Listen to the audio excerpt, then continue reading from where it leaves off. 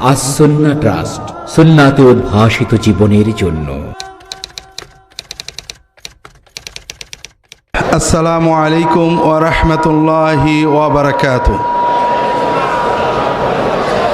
ইন্নাল হামদালিল্লাহি নাহমাদুহু ওয়া নাস্তাঈনুহু ওয়া নাস্তাগফিরুহু ওয়া নাউযু বিল্লাহি মিন শুরুরি আনফুসিনা ওয়া মিন সাইয়্যাতি আ'মালিনা। মান ইয়াহদিল্লাহু ফালা মুদিল্লা লাহু ওয়া মান ইউদ্লিলহু ফালা হাদিয়া লাহু। وأشهد أن لا إله إلا الله وحده لا شريك له وأشهد أن محمدا عبده ورسوله صلى الله عليه وعلى آله وأصحابه وبارك وسلم أما بعد আমরা বাকশির এই মোবারক মাহফিলের তৃতীয় এবং শেষ রাত্রিতে এই মাহফিলে উপস্থিত হওয়ার তৌফিক পেয়ে আল্লাহ তাআলার দরবারে শুকরিয়া জানাচ্ছি, আলহামদুলিল্লাহ। আমি মুখতাসার ছোট্ট দু একটা হাদিস আপনাদের সামনে আলোচনা করব। আমরা আল্লাহ তাআলার দরবারে দোয়া করি যে কথাগুলো বললে আল্লাহ তাআলা খুশি হন, যে কথাগুলো দুনিয়ায় আর আল্লাহ তাআলা রহমত পেতে আখিরাতে নাজাত পেতে আমাদের কাজে লাগবে, সেই কথাগুলো বলার, বোঝার, শোনার, পালন করার তৌফিক আল্লাহ তাআলা আমাদের দান করুন, আমিন। আল মুগীরা ইবনে সাদ একজন তাবেঈ, তিনি বলছেন, আমার আব্বা আমাকে বলেছেন, আতাইতু রাসূলুল্লাহি সাল্লাল্লাহু আলাইহি ওয়াসাল্লাম বিগারকাদ, আমি রাসূলুল্লাহ সাল্লাল্লাহু আলাইহি ওয়াসাল্লামের কাছে আসলাম গারকাদে। আমরা বাংলাদেশের মুসলমান সবাই জান্নাতুল বাকি চিনি। জান্নাতুল বাকি চেনেন না? জান্নাতুল বাকি চেনেন তো? আমরা বাংলায় যদি কেউ জান্নাতুল বাকি না বলে বাকি বলে, তাহলে আমরা মনে করি বেয়াদবি হলো। আর রাসূলুল্লাহ সাল্লাল্লাহু আলাইহি ওয়াসাল্লাম সাহাবীরা সবসময় এই বেয়াদবি করেছেন, অর্থাৎ ওনাদেরটাই ঠিক ছিল। এটার নাম হলো বাকি অথবা বাকি উল গারকাদ। আপনারা আমাদের ইমামদের বই পড়েন, কোথাও জান্নাতুল বাকি লেখা নেই, সব জায়গায় বাকি। জার আল বাকি, জার আল বাকি, বাকি আল গারকাদ, আতাইতুল বাকি, আতা রাসূলুল্লাহ সাল্লাম আল বাকি, দা আলী আহলিল বাকি। রাসূলুল্লাহ সাল্লাল্লাহু আলাইহি ওয়াসাল্লাম এবং সাহাবাগণকে আমাদের মডেল রাখতে হবে। আমরা যদি জান্নাতুল বাকি বলি কোনো দোষ নেই, কিন্তু বাকি বললে দোষ হয়, এই চিন্তাটার ভিতরে সব দোষ আছে। যে রাসূলুল্লাহ সাল্লাল্লাহু আলাইহি ওয়াসাল্লাম সাহাবীরা যেটা ব্যবহার করতেন ওইটা বোধহয় দোষের, আর আমাদের বোধহয় আদবটা ওনাদের চেয়ে বেশিই হয়ে গেল। যেমন রাসূলুল্লাহ সাল্লাল্লাহু আলাইহি ওয়াসাল্লামের কবরকে আমরা বলি রওজা শরীফ, ঠিক না? হ্যাঁ, আপনি হাদিসে পড়েন, আতাইতু কবরান নবী সাল্লাল্লাহু আলাইহি ওয়াসাল্লাম, কানা কবরুন নবী সাল্লাল্লাহু আলাইহি ওয়াসাল্লাম মুসান্নামান, জাআ কবরান নবী সাল্লাল্লাহু আলাইহি ওয়াসাল্লাম।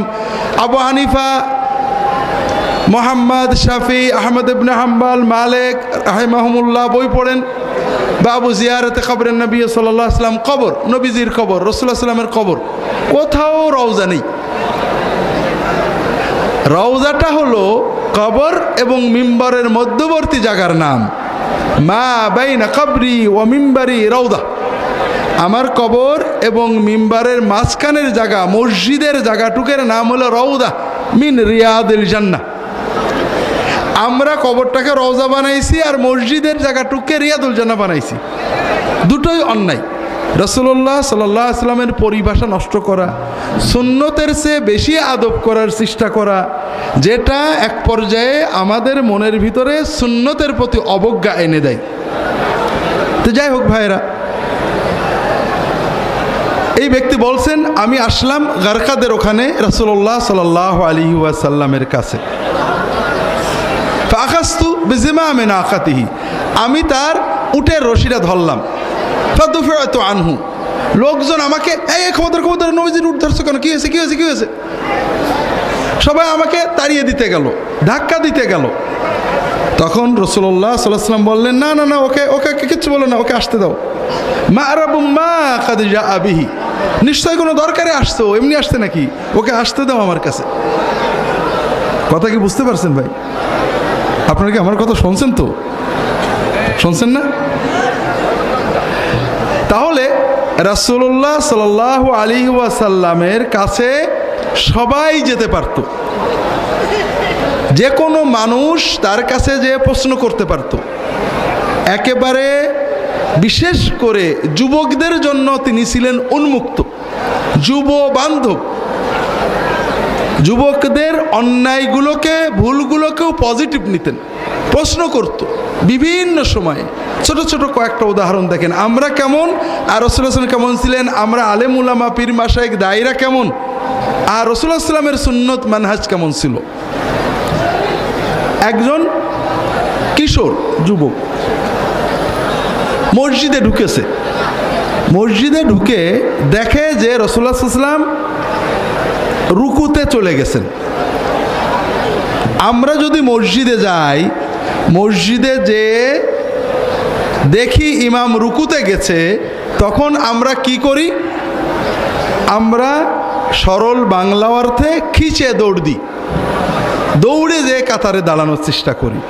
আমি বোধহয় প্রথম দিনে বলেছিলাম এটা একটা অন্যায় কাজ। তো যাই হোক, ওই যুবক দৌড় দেননি।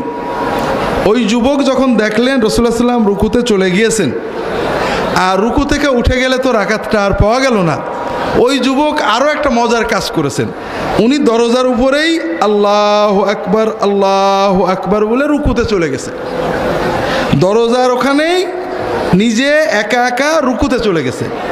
এরপরে রুকু অবস্থায় হাঁটতে হাঁটতে, রুকু অবস্থায় খেয়াল করেন, রুকু অবস্থায় হাঁটতে হাঁটতে উনি কাতারে যেয়ে দাঁড়িয়েছেন।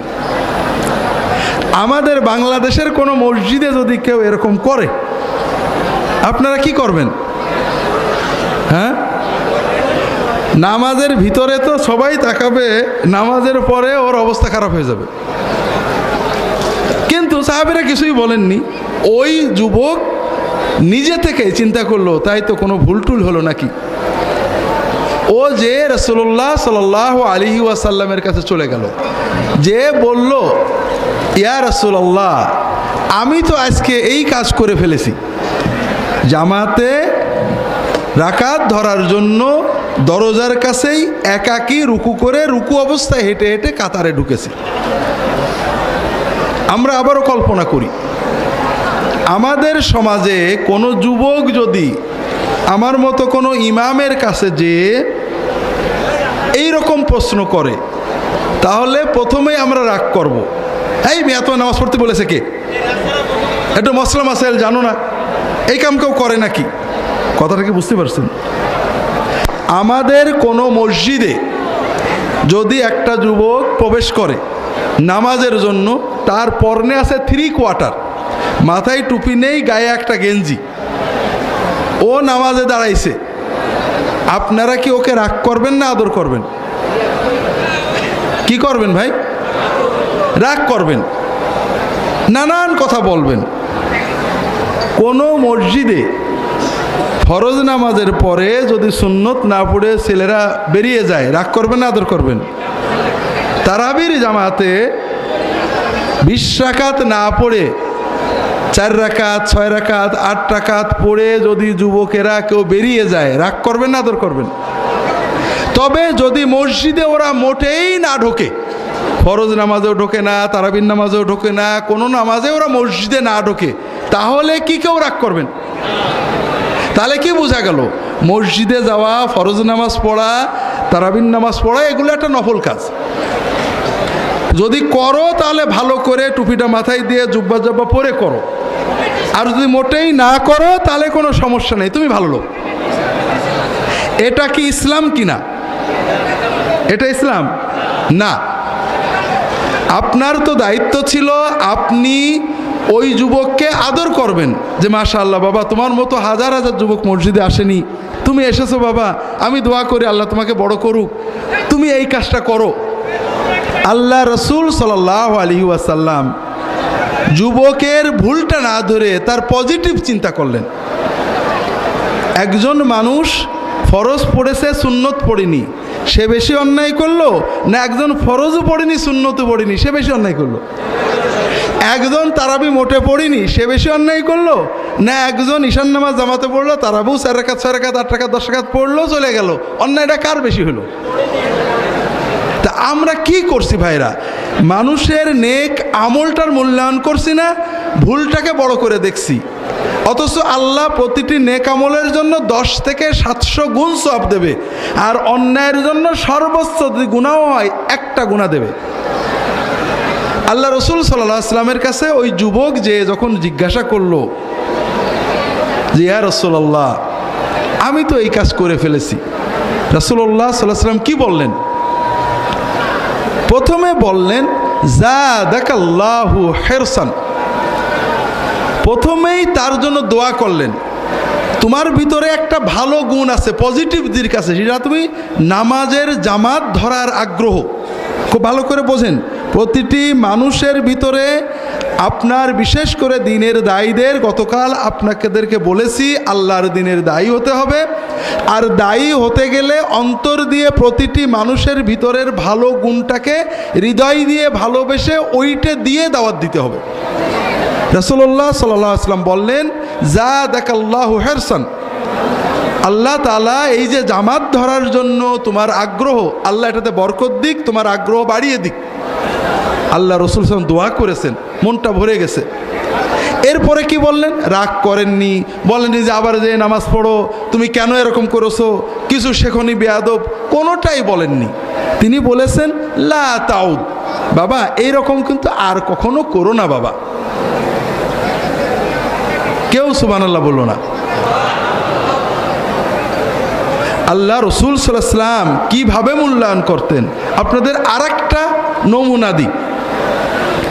মসজিদের ভিতরে যদি কোনো মুসল্লি 5-6 বছরের, 4-5 বছরের বা 7-8 বছরের কোনো বাচ্চা শিশুকে নিয়ে ঢোকে, আর নামাজ শুরু হওয়ার পরে ওই শিশু একটু কাঁদে ওঠে অথবা চিল্লে ওঠে, আপনারা বাংলাদেশের মুসল্লিরা এবং এই পাকশির এই লক্ষ লক্ষ দিনদার মানুষেরা নামাজের পরে ওই লোকটাকে কি রাগ করবেন কি করবেন না? করবেন। অনেক কথা ইমাম সাহেবই বলবে যে আপনাদের না বলিস এইসব বাচ্চা কাচ্চার নামাজ নষ্ট করবেন না, নিজের নামাজ নষ্ট করলেন অন্যদের নষ্ট করলেন, অনেক রাগ করবে, ঠিক না? আল্লাহ রসুল কেমন রাগ করতেন? আল্লাহ রসুল সাল্লাল্লাহু আলাইহি ওয়াসাল্লামের সময় 7 বছরের কম বাচ্চারা মসজিদে যেত মায়ের সাথে, আর 7-এর বড়রা যেত বাপের সাথে। রাসূলুল্লাহ সাল্লাল্লাহু আলাইহি ওয়াসাল্লাম নামাজে দাঁড়িয়েছেন, মসজিদের শেষ মাথায় মেয়েদের ভিতরে বাচ্চা কেঁদে উঠেছে। আমরা হইলে কি করতাম? নামাজের সালাম ফিরিয়ে বকা দিতাম যে তোমাদের জন্য মসজিদ আসা জরুরি নাকি? তোমরা তো ঘরে পড়লেই সওয়াব বেশি, কেন বাচ্চা কাছে নিয়ে আসছো? আমাদের নামাজগুলো নষ্ট করে দিলে বাবারা। কত কথা বলতাম। মেয়েদের জন্য মসজিদে জামাতে যাওয়া ফরজ নয়, ওয়াজিব নয়, সুন্নত নয়, কিছুই না। তবে রাসূলুল্লাহ সাল্লাল্লাহু আলাইহি ওয়াসাল্লাম অনুমতি দিয়েছেন, যদি তারা মসজিদে যেতে চায় যাবে। কথা বোঝেননি? আমাদের দেশে ওলামায়ে কেরাম বলেন ফিতনার ভয়ের কারণে মেয়েদের মসজিদে যাওয়া যাবে না, বলেন না? বলেন না? এটা কথা ঠিক আছে। মেয়েদের জন্য জামাতে যাওয়া ফরজ নয়, ওয়াজিব নয়, সুন্নত নয়, এটা একটা নফল মুস্তাহাব কাজ। কিন্তু এই কাজ করতে যে যদি কেউ হারাম কাজ করে ফেলে তাহলে কি ঠিক হলো নাকি? তবে আমরা সবসময় নবীর তরিকাকে একটু বেশিই খারাপ জানি। রাসূলুল্লাহ সাল্লাল্লাহু আলাইহি ওয়াসাল্লাম বললেন যে মেয়েরা মসজিদে যেতে চাইলে বাধা দিও না, পর্দার সহ ফিতনামুক্তভাবে গেলে যেতে দেবে। আমরা বললাম না, মোটেই যাবে না, যত কিছু কেউ যাবে না, গেলেই ফিতনা। তবে ওয়াজ মাহফিলে মেয়েদের যেতে কিন্তু কেউ বাধা দেয় না, দেয় নাকি? দেয়। হুজুরা কি নিষেধ করেন? আচ্ছা বলেন তো, ফিতনা কি মসজিদে বেশি হয় না ওয়াজ মাহফিলে বেশি হয়?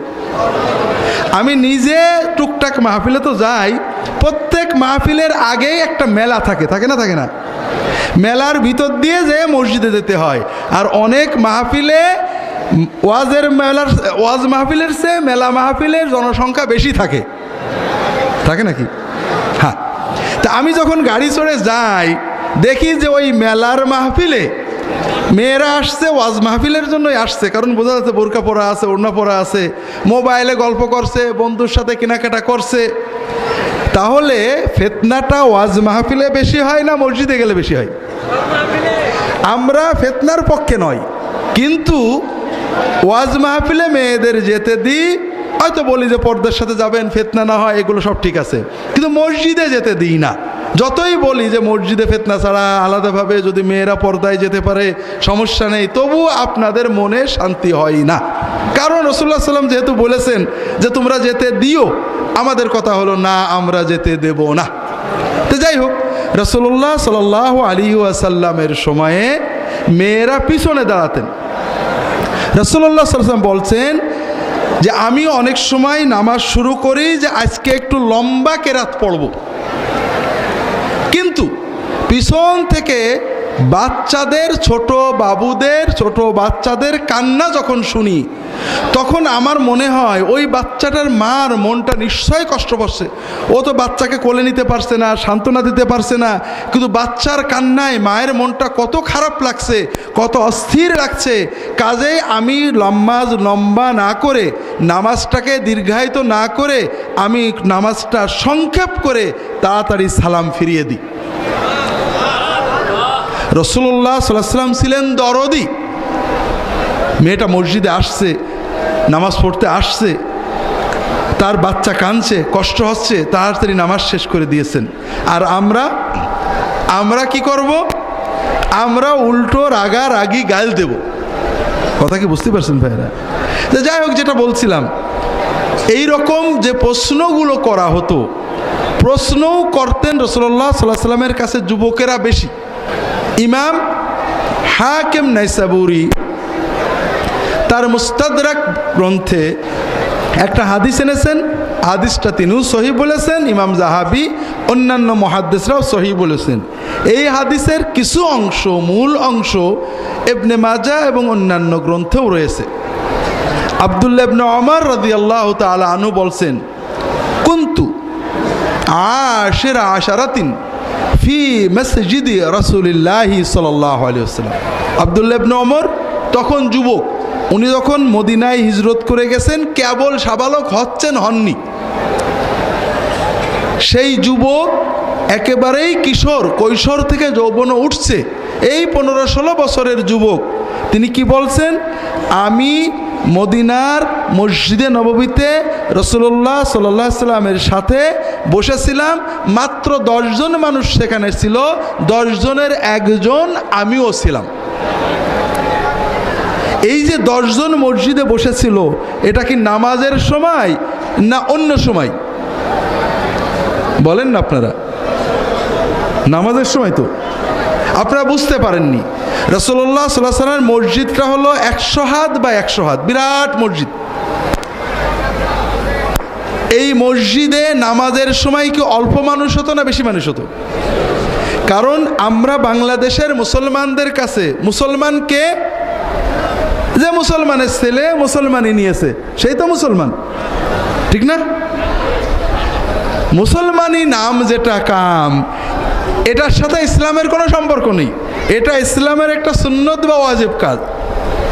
কিন্তু প্রবলেম হলো, আমাদের এই পাক ভারত উপমহাদেশে মুসলমান, গায়ের মুসলমান, মুসলমান অমুসলমান, আমল আখলাক দেখে বোঝা যায় না। মুসলমানও মিছে কথা কয়, অমুসলমানও মিছে কথা কয়। মুসলমানও গাঁজা খায়, অমুসলমানও গাঁজা খায়। মুসলমানও দুর্নীতি করে, অমুসলমানও দুর্নীতি করে। মুসলমানেরও দাড়ি নেই, অমুসলমানেরও দাড়ি নেই। মুসলমানও নামাজ পড়ে না, অমুসলমানও নামাজ পড়ে না। তাহলে মুসলমান আর অমুসলমানের পার্থক্য করার কোনো উপায় নেই, একমাত্র কাপড় খোলা ছাড়া। এই জন্য এই কাজটার নাম মুসলমানি হয়ে গেছে, কিন্তু আসলে এটা মুসলমানি না। আর যে মুসলমান ঈদের নামাজে যায় সে ভালো মুসলমান, আর যে মুসলমান 5 ওয়াক্ত নামাজ মসজিদে যায়, আরে বাপরে, এ তো সে অন্য কিছু। তবে ওলি আল্লাহ না। 5 ওয়াক্ত নামাজ যে মসজিদে পড়ে সে কি ওলি আল্লাহ? ওলি আল্লাহ কে? ওলি আল্লাহ যে নামাজ পড়ে না, দাড়ি রাখে না, রোজা রাখে না, বস্তা পরে, চট পরে, মিছে কথা কয়, এরা হলো ওলি আল্লাহ, ঠিক না? হ্যাঁ, তো যেটা বলছিলাম, রাসূলুল্লাহ সাল্লাল্লাহু আলাইহি ওয়াসাল্লামের সময়ের ইসলামটা এরকম ছিল না। মুসলমানকে যে 5 ওয়াক্ত নামাজ জামাতে পড়ে সে হলো মুসলমান, আর যে 2-1 ওয়াক্ত নামাজ জামাত বাদ দেয়, কিছু নামাজ জামাতে পড়ে কিছু ঘরে পড়ে, এ হলো মুনাফেক মুসলমান। আর যে নামাজ পড়ে না তার তো কোনো ভিসাই নেই। কথা বোঝেননি? তাহলে রাসূলুল্লাহ সাল্লাল্লাহু আলাইহি ওয়াসাল্লামের মসজিদে নামাজের সময় কি অল্প মানুষ হতো না বেশি মানুষ? পুরো মসজিদ ভরে যেত, সামনে পুরুষেরা, শেষের দিকের কাতারে মহিলারা। কাজেই এই যে 10 জন মসজিদে বসেছিলেন, এটা অবসর সময়ে রাসূলুল্লাহ সাল্লাল্লাহু আলাইহি ওয়াসাল্লামের মসজিদ ছিল সব কিছু, তার খানকা, তার মাসলা মাসাইল, তার কোর্ট, তার বিচার সবই মসজিদে হতো। তিনি বসে আছেন, অফ সময়ে দেখেন, লক্ষ্য করেন, আমাদের হুজুরদের পাশে থাকে মুরব্বীরা, দাড়ি পাকা, চোখে ভালো দেখে না, এরাই হুজুরদের আশেপাশে থাকে, ঠিক না বেঠিক? আর রাসূলুল্লাহ সাল্লাল্লাহু আলাইহি ওয়াসাল্লামের পাশে 10 জনের ভিতরেও কয়জন যুবক বসে আছে, কারণ যুবকেরা জানে যে এই অফ সময়ে রাসূলুল্লাহ সাল্লামকে পাওয়া যাবে, মন খুলে কথা বলা যাবে। আব্দুল্লাহ ইবনে ওমর রাদিয়াল্লাহু তাআলা আনহু বলছেন, ইয জাআ শাবুম মিনাল আনসার। রাসূলুল্লাহ সাল্লাল্লাহু আলাইহি ওয়াসাল্লামের জীবন দেখেন, তার সাহাবীরা সব যুবক ছিলেন। রাসূলুল্লাহ সাল্লাল্লাহু আলাইহি ওয়াসাল্লাম নবুয়ত পেলেন 40 বছর বয়সে, আর তার সাহাবে কেরামের বয়স 8, 9, 10 থেকে 35-36-এর ভিতরে, অধিকাংশই যুবক। কথা কি বুঝতে পারছেন? কেন? আর রাসূলুল্লাহ সাল্লামের যারা বিরোধিতা করেছেন তারা অধিকাংশই বুড়ো।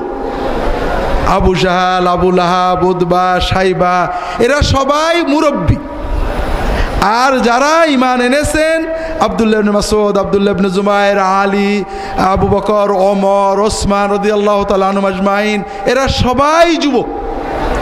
কারণ সমাজে যারা মুরব্বী হয়ে যায় তাদের কিছু সমস্যা হয়। একটা হলো গ্রহণ করার ক্ষমতা কমে যায়, স্বার্থ চিন্তা বেড়ে যায়।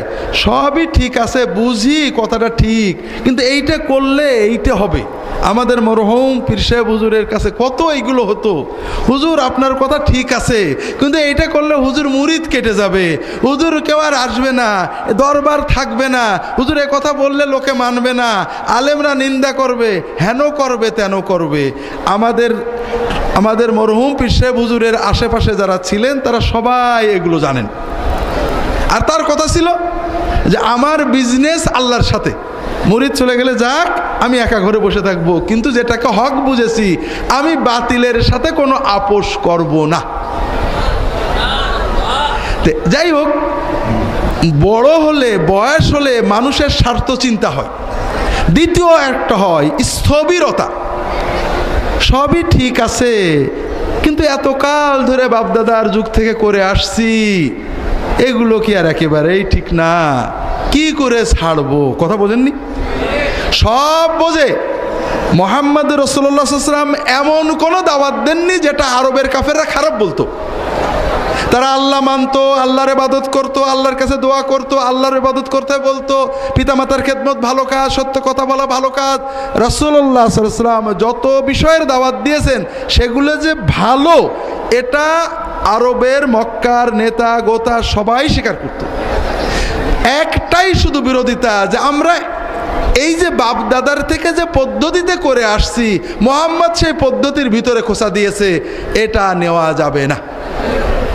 যুবকদের এই স্বার্থ চিন্তা থাকে না। যুবকেরা যেটাকে সত্য বলে বোঝে, সে সত্যকে গ্রহণ করতে ওদের স্বার্থ নেই। বাপ এই তুই এটা করিস নে, তোর ওই জমি চলে যাবে, ওর জমির কোনো মহব্বতই নেই, আমি করবো যা হয় হোক। যুবকের গ্রহণ ক্ষমতা থাকে। যুবকেরা চায় সমাজকে পরিবর্তন করতে, ভালো কাজ করবে, কখনো নিজেকে প্রকাশ করতে, কখনো সমাজকে পরিবর্তন করতে। যে উদ্দীপনা, আগ্রহ, এটা যুবকদের ভিতরে থাকে, তবে তারা মিসগাইড হয়, কখনো নাস্তিকতায় চলে যায়, কখনো। আমার ঝিনাইদহের এক ডাক্তার আছেন, বলছেন যে স্বাধীনতার পরে জাসদের গণবাহিনী হলো, এদেশে জুলুম অত্যাচার, বঙ্গবন্ধু শেখ মুজিবের সরকারের পরিবর্তন করতে হবে, অস্ত্র নাও। তিনি বললেন যে আমার সাথে যত মেধাবী ছিল যুবক তখন এইচএসসি পরীক্ষা দেবেন, অধিকাংশই এই সমাজ পরিবর্তন, বৈজ্ঞানিক সমাজতন্ত্রের মাধ্যমে সমাজ পরিবর্তনের নেশায় উন্মাদ হয়ে চলে গেল ওই দলে। আর এদের পরবর্তীতে অধিকাংশই আর লেখাপড়া কন্টিনিউ করতে পারেনি, রেজাল্ট ভালো করতে পারেনি।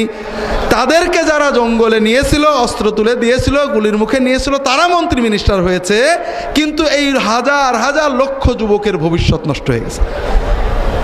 এই জন্য যুবকদের ভিতরে সমাজ পরিবর্তনের আগ্রহ থাকে, কিন্তু সঠিক দিক নির্দেশনা অনেক সময় পায় না। রাসূলুল্লাহ সাল্লাল্লাহু আলাইহি ওয়াসাল্লাম তাদেরকে সহজ সরলভাবে সঙ্গ দিয়েছিলেন, কাছে আসতে দিয়েছেন, বোঝাতে পেরেছেন, আদর করেছেন। এবং তার সবচেয়ে বড় মুজিজা ছিল এইটা, আল্লাহ কোরআন কারিমে রাসূলুল্লাহ সাল্লাল্লাহু আলাইহি ওয়াসাল্লামের ইবাদতের প্রশংসা করেননি, কারণ তিনি সবচেয়ে বড় আবেদ ছিলেন। তার পোশাক পাগড়ির কোনো প্রশংসা করেননি, তার দান খয়রাতের প্রশংসা করেননি। আল্লাহ কোরআন কারিমে তার আচরণ, মানুষের সাথে যে মিষ্ট আচরণ, সুমধুর আচরণ, মানুষের কথা মন দিয়ে শোনা, কাউকে কষ্ট না দেওয়া, আল্লাহ কোরআনে বলেছেন ইন্নাকা লাআলা খুলুকিন আযীম, ইয়া হে মুহাম্মদ আলাইহিস সালাতু ওয়াস সালাম, আপনি অত্যন্ত মহান আচরণ আখলাকের উপরে প্রতিষ্ঠিত রয়েছেন। আমরা যদি চাই রাসূলুল্লাহ সাল্লাল্লাহু আলাইহি ওয়াসাল্লামের সুন্নতের সঠিক অনুসারী হতে, আসলে ভাইরা এই পয়েন্টটা আগে বুঝতে হবে, আজকে এটা বলার সময় নেই। যেটা বলছিলাম, আব্দুল্লাহ ইবনে ওমর রাদিয়াল্লাহু তাআলা আনহু বলছেন, আমরা বসে আছি 10 জন, এই সময় এক যুবক আসলো, মাদানী যুবক, আনসারি যুবক, মদিনার স্থায়ী একজন যুবক। আব্দুল্লাহ ইবনে ওমর মুহাজির যুবক, মক্কা থেকে হিজরত করে মদিনায় যে রয়েছেন, মদিনার এক যুবক এসে হাজির। কেন? যুবক জানে নবীজি সাল্লাল্লাহু আলাইহি ওয়াসাল্লামের কাছে যে সব জিজ্ঞেস করা যায়, কিন্তু মানুষ মুরব্বীরা ভিড় থাকলে যাওয়া কষ্ট। এখন নিশ্চয়ই নবীজি ফ্রি আছে, এখন যাই শুনে নেব। কি শুনে নেব? এসে প্রশ্ন করছে, বসছে, কাল ইয়া রাসূলুল্লাহ, ইয়া রাসূলুল্লাহ, আইয়ুল মুসলিমিন আফদল। খেয়াল করেন, আমরা আলেম ওলামা নেককার মানুষদের কাছে যাই, প্রথমত যাই দুনিয়ার জন্য, হয় দোয়া নিতে, এটা দুনিয়ার কাজ, অথবা কোনো ঝগড়ার মাসলা শিখতে। সমাজে ঝগড়া হয়, ছোটোখাটো খুঁটিনাটি মশলা শিখতে আমরা খুঁজে বেড়াই কোন হুজুর আমার পক্ষে বলে। এই যুবক সাহাবী ছোটোখাটো বিষয় নিয়ে আসেননি, এমন একটা প্রশ্ন করলেন যেটা ইসলামের মূল চিত্র এক কথাই তুলে ধরবে। তিনি বললেন, ইয়া রাসূলুল্লাহ, ইসলামের ভিতরে, মুসলমানদের ভিতরে সবচেয়ে শ্রেষ্ঠ, আফদল, সবচেয়ে বেশি ফজিলতওয়ালা শ্রেষ্ঠ মুসলমান কে? তাহলে যুবকের প্রশ্নটা কি? মুসলমানদের ভিতরে শ্রেষ্ঠ কে? আমরা কি বলবো? মুসলমানদের ভিতরে শ্রেষ্ঠ যারা রাজনীতি করেন বলে, যারা রাজনীতি মার খায়, যারা তরিকা করেন যারা তরিকা করে, যারা কয় মাদ্রাসা যারা কয় মাদ্রাসা করে, যারা রফাদাইন করে যারা রফাদাইন করে, যারা হানাফি তারা বলে যারা হানাফি তারা শ্রেষ্ঠ। আমরা ছোট ছোট খুঁটিনাটি বিষয় যেগুলো শ্রেষ্ঠত্বের প্রমাণ না, যেগুলো আল্লাহর পথে চলার প্রতিযোগিতা মাত্র, সেইগুলোকে নিয়ে আমরা ঝগড়া করি। আমাদের মনোজগৎ এত সংকীর্ণ, এত ছোট হয়েছে যে আমরা ইসলামের যে বড়ত্ব মহত্ব নিজেরাও ভুলে গেছি, মানুষের সামনে উপস্থাপন করতেও পাচ্ছি না। রাসূলুল্লাহ সাল্লাল্লাহু আলাইহি ওয়াসাল্লাম এগুলো কিছুই বললেন না। তিনি উত্তরে কি বললেন? মুসলমানদের ভিতরে শ্রেষ্ঠ, সবচেয়ে ফজিলত, সবচেয়ে মর্যাদা ওই মুসলমানের বেশি, আহসানুহুম আখলাকান খুলুকান।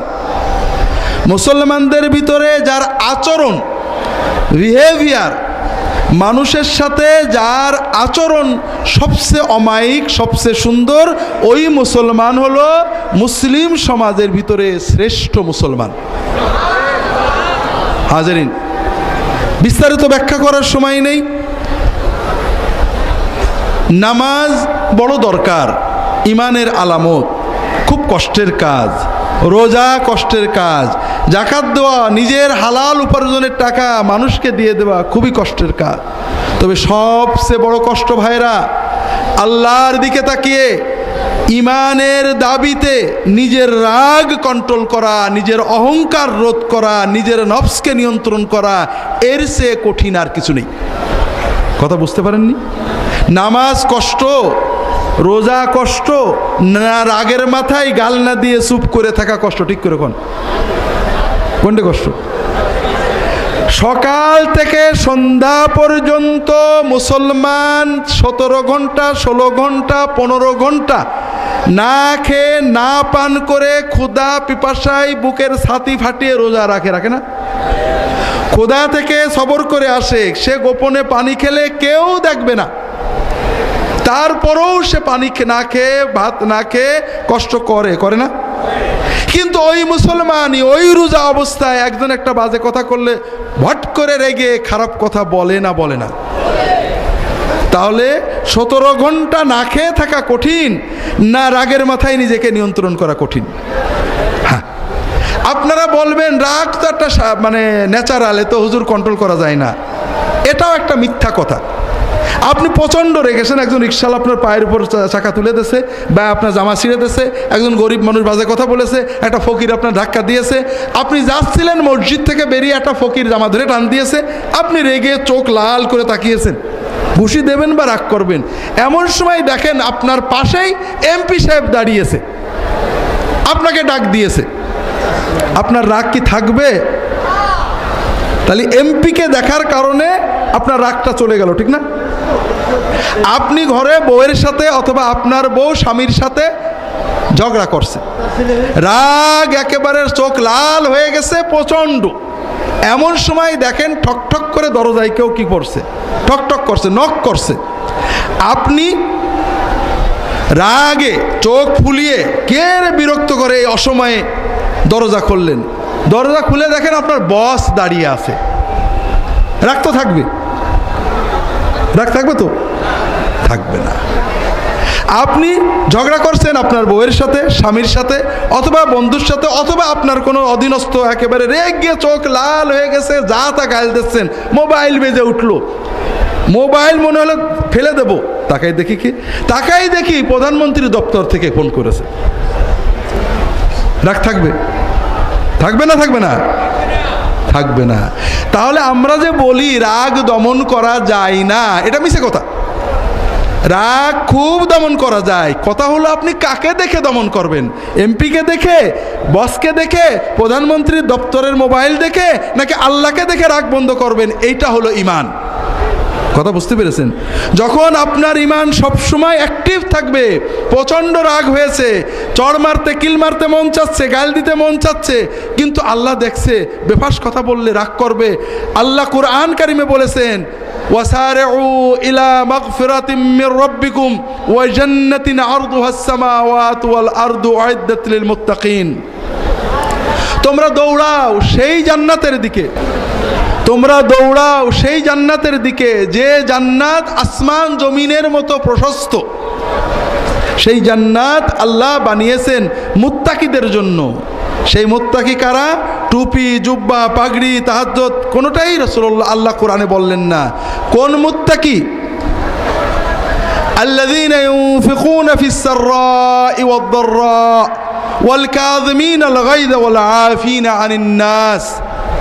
আল্লাহ মুত্তাকি, যে মুত্তাকিদের জন্য জান্নাত বানিয়েছেন, সেই মুত্তাকিদের পরিচয় দিয়ে 4টে কোয়ালিটি বলেছেন। 1 নম্বর হলো তারা অভাব থাক আর সচ্ছল থাক, দারিদ্র থাক আর সম্পদ থাক, সবসময় যতটুকু পারে আল্লাহর পথে ব্যয় করে। ব্যয় করে মানে কি? দরগা মাজারে সিন্নি দেয় না, ব্যয় করে কিভাবে?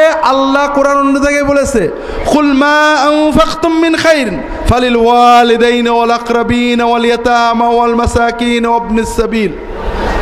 তোমরা যদি ব্যয় করতে চাও, ব্যয় করবে কি? আগে মা বাবার জন্য। তোমার সব ব্যয়ের বড় ব্যয় হবে মা বাবার জন্য। এরপরে যদি কিছু থাকে, মা বাবার পরে আত্মীয় স্বজন, এতিম, বিধবা, দরিদ্র, অসহায়, মুসাফির, এদের জন্য ব্যয়কে আল্লাহ কোরআনে ব্যয় বলেছেন। কথা বোঝেননি? যে যারা সচ্ছল হোক আর দরিদ্র হোক, সকল অবস্থায় ব্যয় করে। এইটা বলে না আরে গরিব মানুষ কি দেবো, বড় লোক হই দেবো না। 2 টাকা আছে 1 টাকা দেয়, 2 লাখ আছে 1 লাখ দেয়। সব সময়ই চেষ্টা করে মানুষের কল্যাণে, প্রথমে পিতামাতা, নিজের পরিবার, সন্তান, স্ত্রী, এরপরে আত্মীয় স্বজন, পাড়া প্রতিবেশী, সমাজের দরিদ্র অসহায় বিধবা, এই রকমভাবে সে মানুষের জন্য ব্যয় করতে থাকে। ওয়াল কাযিমিন আল গাইজা, দ্বিতীয় কোয়ালিটি, দ্বিতীয় বৈশিষ্ট্য আল্লাহ বললেন, যারা রাগ দমন করে, ক্রোধ সম্বরণ করে, ওয়াল আফিনা আনিন নাস, মানুষদেরকে মাফ করে। আল্লাহ জান্নাত বানিয়েছেন, তাদের 3টে কোয়ালিটি গেল। আল্লাহ রসুল সাল্লাল্লাহু আলাইহি ওয়াসাল্লাম অন্য একটা হাদিসে বলছেন, আব্দুল্লাহ ইবনে ওমর রাদিয়াল্লাহু তাআলা বর্ণিত, ইমাম সুয়ুতি এনেছেন জামে সগীরে, শেখ মোহাম্মদ নাসিরউদ্দিন আলবানী হাসান বলেছেন, আল্লাহ রসুল সাল্লাল্লাহু আলাইহি ওয়াসাল্লাম বলছেন, মান কাযামা গায়যান ওয়া হুয়া ইস্তাতিউ আন ইউনাফিযাহু মালা আল্লাহু কলবাহু আমনান রাদান ইয়াউমাল কিয়ামা। যদি কারো রাগ হয়েছে, এমন মানুষের উপরে রাগ হয়েছে যেখানে রাগ ঝাড়া যায়, রাগটাকে এক্সিকিউট করা যায়, স্ত্রীর উপরে, স্বামীর উপরে, ছেলের উপরে, মেয়ের উপরে, ছাত্র ছাত্রীর উপরে, নিম্ন কর্মচারীর উপরে, গরিব মানুষের উপরে, দুর্বলের উপরে, যাকে রাগ ঝেড়ে দেওয়া যায়, এই রকম কারোর উপরে যদি কারো রাগ হয়, এরপরও ঝেড়ে দেওয়ার, শাস্তি দেওয়ার, গাল দেওয়ার সুযোগ থাকা সত্ত্বেও সে রাগ দমন করে, মাফ করে দেয়, কিয়ামতের দিনে যেদিন সবাই উৎকণ্ঠিত থাকবে, রাসূলুল্লাহ সাল্লাল্লাহু আলাইহি ওয়াসাল্লাম বলছেন, কিয়ামতের দিনে আল্লাহ তাআলা তার অন্তরটাকে শান্তি, নিরাপত্তা, তৃপ্তি দিয়ে ভরপুর করে দেবেন। যে মুত্তাকিদের জন্য আল্লাহ জান্নাত বানিয়েছেন, সেই জান্নাতে যাওয়ার মুত্তাকিদের চতুর্থ কোয়ালিটি হলো যে তারা গুনাহ করে। তারা কি করে? বড় মজার ব্যাপার না? والذين إذا فعلوا فاحشة أو ظلموا أنفسهم ذكروا الله فاستغفروا لذنوبهم ومن يغفر الذنوب إلا الله ولم يصروا على ما فعلوا وهم يعلمون। মুত্তাকি হওয়ার মানে নিষ্পাপ বেগুনাহ হয়ে যাওয়া না।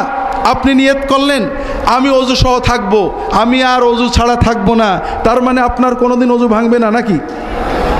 ভাঙবে? ভাঙার সঙ্গে সঙ্গে কি করতে হবে? ওযু করে নিতে হবে। ভাই, মানুষ নফসের প্ররোচনায়, শয়তানের প্ররোচনায় গুনাহ করে ফেলতে পারে। আল্লাহ যখন দেখেন শয়তানের প্ররোচনায় করেছে, করার ইচ্ছা ছিল না, বাদ দেওয়ার চেষ্টা করেছে, সঙ্গে সঙ্গে তওবা করতে হবে। আল্লাহ বলছেন, যারা যদি কখনো গুনাহ করে ফেলে, অন্যায় অশ্লীল কাজ করে ফেলে, সঙ্গে সঙ্গে আল্লাহর কথা মনে পড়ে যায়, সঙ্গে সঙ্গে দেরি না করে, রেট না করে আল্লাহর কাছে মাপ চায়, আর আল্লাহ ছাড়া তো কেউ মাপ করতে পারে না, তারা জেনে শুনে ওই গুনাহটা বারবার করে না, একবার হয়ে গেলেই সঙ্গে সঙ্গে তওবা করে, তওবাটাকে বসিয়ে রাখে না শেষ জীবনে করার জন্য। এই রকম যারা মানুষ, তাদের জন্য আল্লাহ জান্নাত বানিয়ে রেখেছেন। আল্লাহ কোরআন কারিমে অন্য জায়গায় বলেছেন, ইন্নামাত তাওবাতু আলাল্লাহি লিল্লাযিনা ইয়ামালুনা সুআ বিজাহালাতিন সুম্মা ইয়াতুবুনা করিব। যারা আল্লাহ তওবা কবুল করবেনই, আল্লাহর দায়িত্ব হলো তাদের তওবা কবুল করা। যারা একটা গুনাহ করে ফেললেই তাড়াতাড়ি তওবা করে আল্লাহর কাছে বলে, আল্লাহ আর করবো না, মাফ করে দাও, আল্লাহ এদের তওবা কবুল করবেন, এটা নিজের দায়িত্ব হিসেবে নিয়েছেন। ওয়ালাইসাত আত-তাওবাতু লিল্লাযিনা ইয়ামালুনা আস-সাইয়্যাত হাত্তা ইযা হাদারা আহাদাহুমুল মাউত ক্বালা ইন্নী তুবতুল আন ওয়ালাল্লাযিনা ইয়ামুতুনা ওয়া হুম কুফফার। আর যারা গুনাহ করে আর জমায়েত হয়ে মরার আগে করব, অথবা গুনাহ নিয়েই মরে যায়, কাফের হয়ে মারা যায়, এদের তওবা আল্লাহ কবুল করেন না। হ্যাঁ, মরণ পর্যন্ত তওবা কবুল হবে, কিন্তু আপনি জীবনের সব গুনাহ জমায়ে রাখবেন না।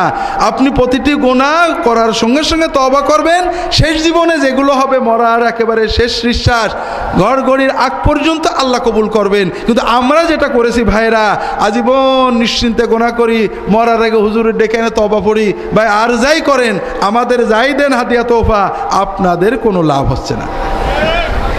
আপনারা ঘরে বসে যখন যে গুনাহ হবে তওবা করবেন, হুজুরের কাছে আসবেন, তওবার মহব্বত, তওবার আবেগ তৈরি করবেন, আর সবসময় কোনো গুনাহ পিছিয়ে রাখবেন না। আল্লাহ কবুল করে নিন, আমিন। যেটা বলছিলাম ভাইরা, এজন্য রাসূলুল্লাহ সাল্লাল্লাহু আলাইহি ওয়াসাল্লাম বললেন কি, যে মুসলমানদের ভিতরে শ্রেষ্ঠ মুসলমানকে যার আচরণ ভালো, আর এই আচরণের মাপকাঠি রাসূলুল্লাহ সাল্লাল্লাহু আলাইহি ওয়াসাল্লাম বলে দিলেন, এই ভালো মানুষদের ভিতরে আকমালুল মুমিনিনা ঈমানান আহসানুহুম খুলুকান ওয়া খিয়ারুহুম খিয়ারুহুম লিআহলিহি, মুমিনদের ভিতরে সেই মুমিনই শ্রেষ্ঠ, তারই ঈমান পূর্ণ যে মানুষের সাথে ভালো আচরণ করে। আর ভালোদের ভালো, বেস্ট অফ দ্য বেস্ট কে? যে বাড়িতে পরিবারের সাথে, বউয়ের সাথে, স্বামীর সাথে ভালো আচরণ করে, সেই হলো বেস্ট মুমিনদের ভিতরে বেস্ট। তো ভাইরা, একজন আমাকে বলছে কালকের ওয়াজ শুনে যে আপনার ওয়াজ লোকেরা পছন্দ করে না, আপনার ওয়াজে কেউ সুবহানাল্লাহ কয় না, আর অন্যান্য হুজুরা ওয়াজ করলে মাশাআল্লাহ অনেক সুবহানাল্লাহ কয়। আমি করবো কি, আমার ওয়াজ পছন্দ হয় না, লোকদের বসে থাকে আলহামদুলিল্লাহ। যেটা বলছিলাম ভাইরা, তাহলে আপনি রাগ দমন করেন, বাইরের মানুষদের সাথে আচরণ ভালো করেন, এটা খুব বড় কাজ। কিন্তু এখানে অনেক সময় লৌকিকতা থাকে। কিন্তু আপনি বাড়ির ভিতরে ঢুকেছেন, ঘরের দরজা বন্ধ করেছেন, আর কেউ নেই, স্বামী স্ত্রী অথবা বাড়ি ছেলে মেয়ে আব্বা আম্মা, সেখানে আমরা কিন্তু লৌকিকতার চাদর খুলে ফেলি। যে কারণে যে স্ত্রী বান্ধবীদের সাথে, আত্মীয়দের সাথে কি মধুর মধুর কথা বলে, স্বামীর কাছে গেলেই কেমন যেন হঠাৎ করে সব দুষ্টামি বেরিয়ে পড়ে। যে স্বামীটা বন্ধুদের সাথে, পীর ভাইদের সাথে কি সুন্দর মজার মজার অমায়িক গল্প করে, চা খাওয়ায়, ঘরে গেলে যেন একেবারে নেকড়ে বাঘ হয়ে যায়। আছে না নেই? এর নাম ঈমান না, এর উল্টোটা ঈমানের দাবি। যে লোকের ভিতরে তো আপনি লৌকিকতাতে ভালো করবেন, হতেই পারে, কিন্তু কেউ দেখছে না, আল্লাহ একা দেখছেন। সেখানেও যখন আল্লাহর দিকে তাকিয়ে আপনি ঈমানে সচেতন হয়ে স্ত্রীর সাথে ভালো ব্যবহার, স্ত্রীর গালি সহ্য করবেন, আপনি তাকে খারাপ কথাটা বলবেন না, আপনি আল্লাহর দিকে তাকিয়ে ভালো কথা বলার চেষ্টা করবেন, সবর করার চেষ্টা করবেন, স্ত্রী স্বামীর সাথে খারাপ আচরণ করবে না, ভালো আচরণ করবে, আল্লাহর দিকে তাকিয়ে সবর করার চেষ্টা করবে, প্রত্যেকে তার দায়িত্ব পালন করার চেষ্টা করবে, এরাই হলো বেস্ট মুমিনদের ভিতরে আল্লাহ তাআলার কাছে বেস্ট। এই যুবক, রাসূলুল্লাহ সাল্লাল্লাহু আলাইহি ওয়াসাল্লামের সময়ের যুবকরাও ছিল বড় মজার। আর এক যুবক, এই যুবকের প্রশ্ন বলছি, আর যেটা প্রথম প্রশ্ন ওটা সর্বশেষ বলার চেষ্টা করব। আর এক যুবক আসছে, রাসূলুল্লাহ সাল্লাল্লাহু আলাইহি ওয়াসাল্লামের খেদমত করছে, মহব্বত করে খেদমত করছে, পানি আগিয়ে দিচ্ছে, মেসওয়াক আগিয়ে দিচ্ছে। রাসূলুল্লাহ সাল্লাল্লাহু আলাইহি ওয়াসাল্লাম বললেন, রাবিয়া ইবনে কাব, তুমি যে আমার খেদমত করলে খুব ভালো লাগলো, তুমি বাবা কি চাও আমার কাছে বলো না। ইয়া রাবিয়া সাল, তুমি আমার কাছে চাও। কে বলছেন? মুহাম্মদ রাসূলুল্লাহ সাল্লাল্লাহু আলাইহি ওয়াসাল্লাম, যিনি আল্লাহর হাবিব, আল্লাহর খলিল, আল্লাহর নবী, যিনি যে কোনো দোয়া করলে আল্লাহ দেবে। আবার তিনি মদিনা রাষ্ট্রের প্রেসিডেন্ট, তার কাছ থেকে যে কোনো সম্পদ চেয়ে নেওয়া যায়। এত সুযোগ আমাদের প্রধানমন্ত্রী যদি বলে যে তুমি কি চাও, আমরা টাকা পয়সা চাকরি বাকরি চাইব, কিন্তু আমরা কেউই বলবো না আমাদের দিনের কিছু জিনিস দেন। আমাদের দেশের কোনো বড় অলি বুজুর্গ নেককার মানুষ, যার ব্যাপারে আমরা ভালো ধারণা রাখি যে হয়তো আল্লাহ ওনার দোয়া কবুল করতে পারেন, তিনি যদি বলেন বাবা বলো তুমি যা চাও, আমি আল্লাহকে দোয়া করে দেবো, পেয়ে যাবা। আমরা কি চাইব? সঙ্গে সঙ্গে ছেলের চাকরি, মেয়ের চাকরি, টাকা পয়সা, বড় লোক, এইসব। আর রাসূলুল্লাহ সাল্লাল্লাহু আলাইহি ওয়াসাল্লামের এই কিশোর সাহাবী বড় অদ্ভুত।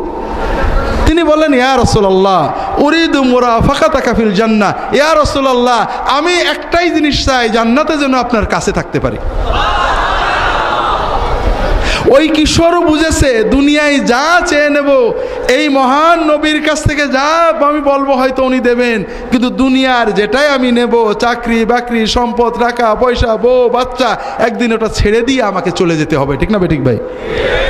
অনন্ত জীবনের শ্রেষ্ঠ নিয়ামত মুহাম্মদ রাসূলুল্লাহ সাল্লাল্লাহু আলাইহি ওয়াসাল্লামের সহবতে থাকা, আমি এই জিনিসটাই চেয়ে নেব।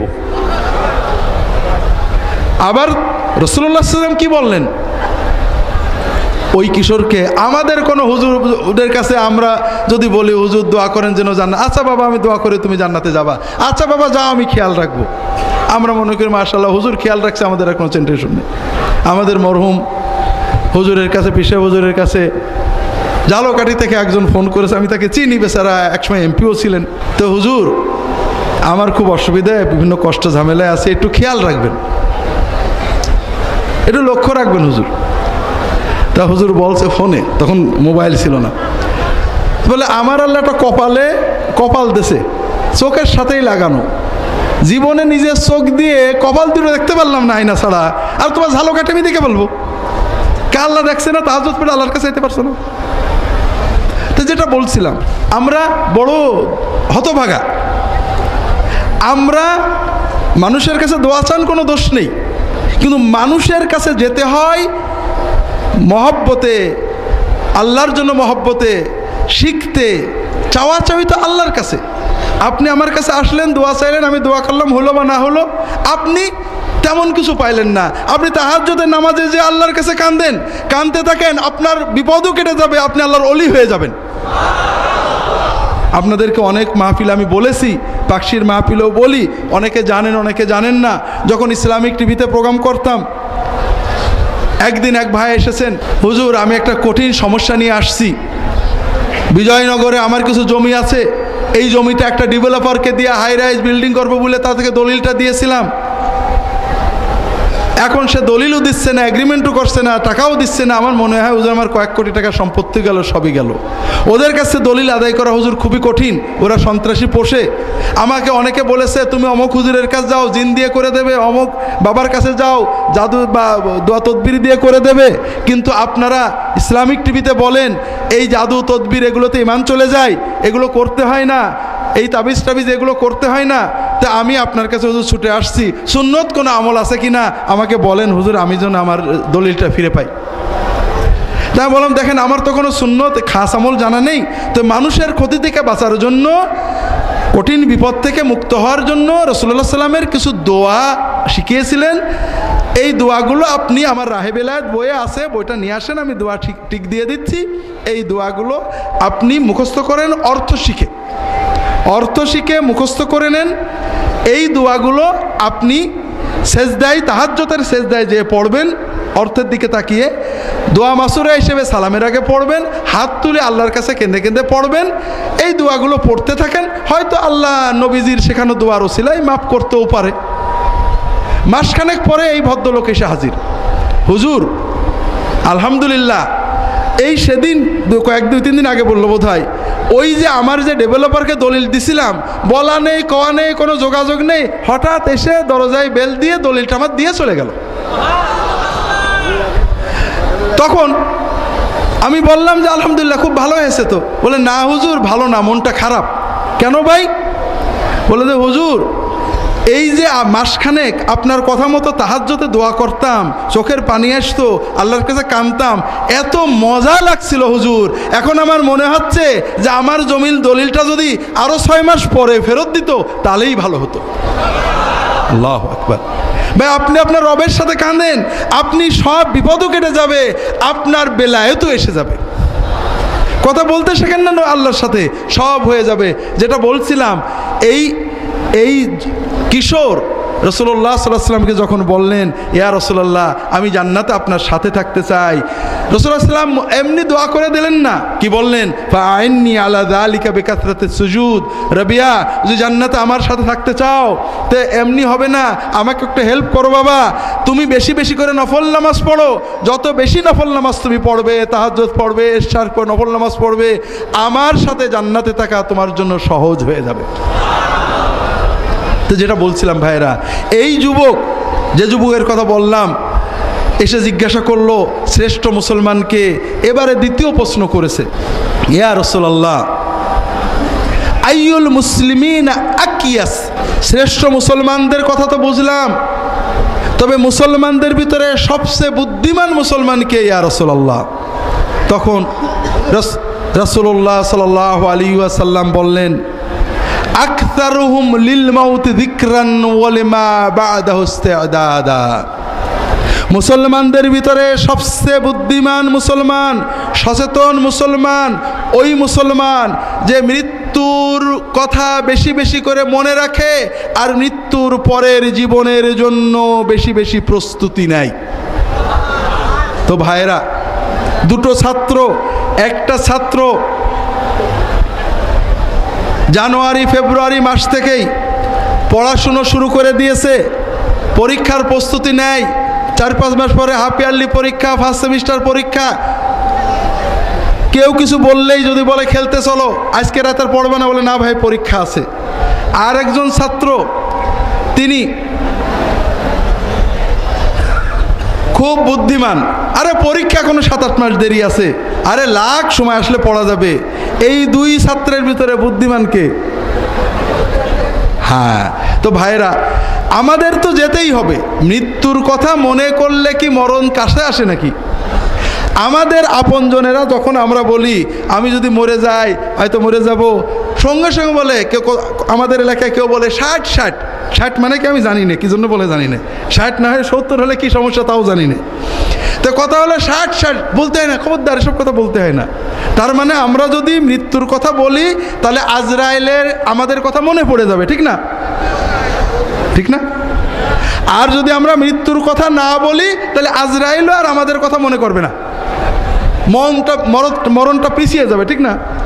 না ভাই, ওই ছাত্রই বুদ্ধিমান যে ডিসেম্বরের পরীক্ষার কথা জানুয়ারি ফেব্রুয়ারিতে মনে রাখে।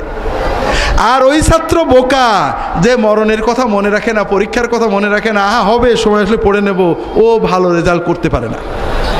এই জন্য ভাইরা আখেরাতের কথা মনে রাখলে তো দুনিয়ায় কোনো লস নেই। দুনিয়ার প্রতিটি কাজই আখেরাতের হতে পারে যদি আখেরাত মুখিতা থাকে। আপনার পরিবার, আপনার আয় উপার্জন, আপনার বিয়ে শাদী, আপনার চাকরি বাকরি, আপনার ঘরের এসি, আপনার ঘরের ফ্যান, আপনার গাড়ি, আপনার বাড়ি, এ সবই আখেরাতের হতে পারে যদি আপনি আখেরাত মুখিতাকে লালন করে এই কাজগুলো করেন। কথা কি বুঝতে পেরেছেন? তা আজকে এটা আমরা বলতে পারবো না। আল্লাহর সাথে বিজনেস মনের ভিতরে। আপনি বাড়ি করেছেন, পাশের লোক দোতলা করেছে, আমি একটা 3তলা না করলে কেমন হয়? আপনার বাড়ির টাকা দুনিয়াতেই থাকলো, মাটিতেই পথলেন, আল্লাহর কাছে পাবেন না। আপনি বাড়ি করেছেন যে আমার ছেলে মেয়ে আছে, পর্দার সাথে থাকতে হবে। ভাঙাচুরো বাড়ি হলে মান সম্মান ইজ্জত অর্থাৎ আব্রু পর্দা নষ্ট হবে। ভালো করে বাড়ি করি যেন পর্দার সাথে স্ত্রীরা থাকতে পারে, বউ ছেলে মেয়ে থাকতে পারে। আপনার বাড়িই থাকবে, কিন্তু বাড়ির যত খরচ আপনার নেকির আমলনামায় জমা হয়ে যাবে। আপনার ছেলে চাকরি করবে, আলহামদুলিল্লাহ, আপনার ছেলে পড়বে, ব্যারিস্টার হবে, আপনি শুধু খরচ করছেন, ও খরচ মাটিতেই চলে গেল, কোনো কাজে লাগলো না। আপনার ছেলের পিছনে খরচ করছেন, আমার ছেলে ভালো মুসলমান হবে, আল্লাহওয়ালা হবে, দিনদার হবে, আলেম হবে, আমি তাকে দুনিয়ায় তো হবেই, কিন্তু আমার মূল মাকসুদ সেজন্য আল্লাহওয়ালা হয়, তার সবটা আমি কবরে বসে পেতে পারি। ওর পিছনে যত খরচ করছেন আপনি, সবই আপনার নেকির আমলনামায় জমা হয়ে যাচ্ছে। তো এই জন্য ভাইরা আখেরাত মুখিতা যত আসবে, দুনিয়ার হিংসা কমে যাবে, লোভ কমে যাবে, স্বার্থপরতা কমে যাবে। চলেই তো যেতে হবে, ঝগড়া করে কি লাভ? কখন যাই তো ঠিক নেই। এই জন্য আল্লাহ রসুল সাল্লাল্লাহু আলাইহি ওয়াসাল্লাম অন্য হাদিসে বলছেন, কুন ফিদ দুনিয়া কাআন্নাকা গারীবুন আও আবিরু সাবিল। তুমি দুনিয়াতে এমনভাবে থাকবে যেন তুমি মুসাফির অথবা পথচারী, বিদেশি। যে বিদেশি, সে বিদেশে ঝগড়া করে না, মামলা মোকদ্দমা করে না, পথে যে যায় ফেরিতে উঠে জায়গা নিয়ে ঝগড়া করে না, সে জানে আমাকে চলে যেতে হবে, মোটামুটি পার হয়ে গেলেই হলো। ঠিক আমাদের যেহেতু চলেই যেতে হবে, দুনিয়ার যত কাজ সব করব, কিন্তু দুনিয়ার সম্পদ নিয়ে ঝগড়া করা, মারামারি করা, হিংসা করা, এটা যে ভুল, এটা যে বাজে কাজ, এটা আপনার আখিরাতমুখী আসলে বুঝতে পারবেন, অন্তর শান্তি পেয়ে যাবেন। দুনিয়ার কত ময়লা যে মন থেকে চলে যাবে, আল্লাহ তাআলা তৌফিক দান করুন, আমিন। যে কথা বলছিলাম ভাইরা, আপনারা এসেছেন, প্রথম যে কথা বলতেছিলাম, আমার রাহে বেলায়েত বইটা আপনাদের সবার বলবো। আমি যখন ইহয়াউস সুনান লিখি, আমাদের মরহুম পীর সাহেব বললাম যে হুজুর এই বই লিখছি। বাবা আমাদের বিরুদ্ধে লিখেছো তো কিছু? তাহলে হুজুর লিখছি কিছু। নাম কি দেবে বাবা? অনেক নাম দেওয়া হলো। আমাদের ডাক্তার তারেক ছিলেন, কোনো নাম হুজুর নিলেন না, ইহয়াউস সুনান। বাবা সুন্নত তো বুঝলাম, এখন তো কারোর বই পড়ে মজা পাওয়া যায়, কোন আমলটা সুন্নত, আমলের উপর একটা বই লেখো। রাহে বেলায়েতটা লিখছিলাম। তা আলহামদুলিল্লাহ, আপনারা যারা এখানে এসেছেন নিজে পড়তে হবে ভাইরা। ওয়াজ মাহফিল এটা ব্যাটারি চার্জ দেয়, কিন্তু আপনার এই যে পুরো বছর আল্লাহর পথে থাকার জন্য আপনাকে প্রতিনিয়ত খোরাক দিতে হবে। বাৎসরিক খোরাকে মানুষ বাঁচে না। বাৎসরিক খোরাক, বাৎসরিক ব্যায়াম মানুষকে একটু প্রাণবন্ত করে, কিন্তু প্রতিনিয়ত খেতে হবে, প্রতিনিয়ত ব্যায়াম করতে হবে। এই জন্য ভাইয়েরা, আমরা দীর্ঘ সময় কথা বলতে পারবো না। আমার কিছু বই আছে আপনাদের, এবং আমার যে ওয়াজ আলোচনাগুলো এখন ইন্টারনেটে পাওয়া যায়, অথবা আমার নাম লিখে দিলে ডক্টর খন্দকার আব্দুল্লাহ জাহাঙ্গীর ফেসবুকেও পাওয়া যাবে, আপনারা সেখানে দেখতে পারেন। আর আমার কিছু ওয়াজ আলোচনা যেগুলো অডিও ভিডিও এগুলো মেমোরি কার্ডও আছে, আমাদের আসুন্না পাবলিকেশনসের ওখান থেকে নিতে পারেন। বইগুলো আছে, অনেক বই পুরনো আপনারা জানেন, অনেকেই নতুন এসেছেন তারা এসব বইয়ের ব্যাপারে জানেন না। হাদিসের নামে জালিয়াতি, এ বইটা যে দিন সম্পর্কে কত মূর্খতা কত অন্ধত্ব দূর করে। ফুরফুরার আমাদের দাদাজান আবু জাফর সিদ্দিকী রহমতুল্লাহ আলাইহি আল মৌজুয়াত লিখছিলেন, ফুরফুরার পীর মাশায়েখরা ছিলেন সুন্নাহকে জিন্দা করার জন্য, জালিয়াতির খপ্পর থেকে বাঁচানোর জন্য, কিন্তু তাদের নামেও এখন জালিয়াতি চলে। তাদের খলিফা মুরিদেরা জাল কথা বলে, আর তারা যে বই লিখে গিয়েছেন পড়ে না। কিন্তু আপনারা যদি চান যে সত্যের আলোটা ভালো করে পাবেন, এ বইগুলো পড়বেন, এখানে আছে। ইমাম আবু হানিফা রহমতুল্লাহ আলাইহির লেখা আল ফিকহুল আকবর বইটা অনুবাদ এবং ব্যাখ্যা করে লিখেছি, যদি আপনাদের সুযোগ থাকে পড়বেন। তবে বিশেষ করে অবশ্যই রাহেবেল আয়াত বইটা সকলেরই আমলি জিন্দেগি ইমানি জিন্দেগির জন্য পড়া আমি ভালো মনে করছি। আর আমার সর্বশেষ যে বইটা সালাতের মধ্যে হাত বাঁধার বিধান, হাত কি নাভির নিচে, নাভির উপরে, কান ধরে, পিঠের কাছে, কোথায় রাখলে ভালো হয়, সবগুলো হাদিস আমি এনেছি। উদ্দেশ্য শুধু হাদিস আনা না, ছোট্ট একটা মশলা নিয়ে আমরা যে ঝগড়া করি এবং দিন নিয়ে যে ঝগড়া করি, আমরা রফাদিন করা না করা নিয়ে, জোরে আমিন বলা না বলা নিয়ে, অথবা কি বলে মসজিদে ইমামের খুতবার সময় সুন্নত পড়া না পড়া নিয়ে, দ্বিতীয় জামাত মসজিদে করা না করা নিয়ে, এই জঘন্য যে ঝগড়া হিংস্রতা মারামারি করি, আসলে ইমাম আবু হানিফা এগুলো বলেছেন না হাদিসে এগুলো আছে? আহলে হাদিসদের জন্য এটা করা কি বৈধ? হানাফিদের জন্য করলে কি মাযহাব ঠিক থাকে কি না? আবু হানিফা কি বলেছেন, আবু ইউসুফ কি বলেছেন? আসলে মাযহাব কোন জায়গায় থাকবে আর হাদিস কোন জায়গায় থাকবে, সুন্নত কোন জায়গায় থাকবে, সাহাবী তাবেঈনরা কেমন চলতেন, আবু হানিফা, আবু ইউসুফ, মুহাম্মদ রাহিমাহুমুল্লাহ তাআলা আজমাইন তারা কেমন করে চলতেন, এই ছোট্ট বই হলেও এর ভিতরে আমি সংক্ষেপে আনার চেষ্টা করেছি। আমাদের মনগুলোকে সুন্নতের মতো উদার না করলে আমরা দুনিয়াতেও ঠকবো, আবার আমাদের দিনও ক্ষতিগ্রস্ত হবে। আমাদের ছোট ছোট বিষয় নিয়ে হানাহানির কারণে সাধারণ মানুষ দিনের দিশা পাচ্ছে না, এমন একটা অবস্থা হয়েছে ভাইরা। এখন যুবকেরা ইন্টারনেটমুখী, আর আলেমরাও ইন্টারনেটে কোনো কথা বলে। আমাদের সমাজে দিনদার মানুষ শতকরা 10%। এই 10% লোক কেউ আলে হাদিস, কেউ হানাফি, কেউ চরমোনাই, কেউ ফুরফুরা, কেউ অমক, কেউ তমক, বিভিন্ন। আপনারা ইন্টারনেটে দেখবেন চরমোনাইরা, ফুরফুরারা, হানাফিরা, আহলে হাদিসরা একজন আরেকজনের এমন গালি দিচ্ছে মনে হচ্ছে ওরা মানুষই না।